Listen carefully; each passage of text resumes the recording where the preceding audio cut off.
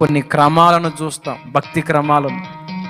వాళ్ళు ఏర్పాటు చేసుకున్న నియమాలు నిబంధనలు ఎలా ఉన్నాయి అంటే, ఇదిగో వీరు పలానా వంశపు వారికి మాత్రమే ఈ దేవాలయం, పలానా సమాజం వారికి సంబంధించింది ఇది, పలానా గోత్రం వాళ్ళకి సంబంధించింది ఇది, ఇదిగో ఇక్కడికి ఆడవారు మాత్రమే రావాలి, ఇక్కడికి మగవారు మాత్రమే రావాలి.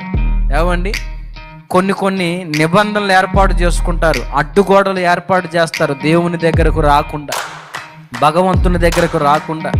మీకు మాత్రమే ఇది మీకు మాత్రమే అని కొన్ని అడ్డుగోడలు, అడ్డుబండలు ఏర్పాటు చేస్తూ ఉంటారు. కానీ యేసు ప్రభు పిలుస్తుంది కేవలం కొంతమందిని మాత్రమే కాదండి. ఒక కులస్తుల్ని, ఒక మతస్థులను, లేకపోతే ఒక ప్రాంతానికి సంబంధించిన వ్యక్తుల్లో కాదు. సమస్త జనులారా నా దగ్గరకు రండి అని పిలుస్తుంది.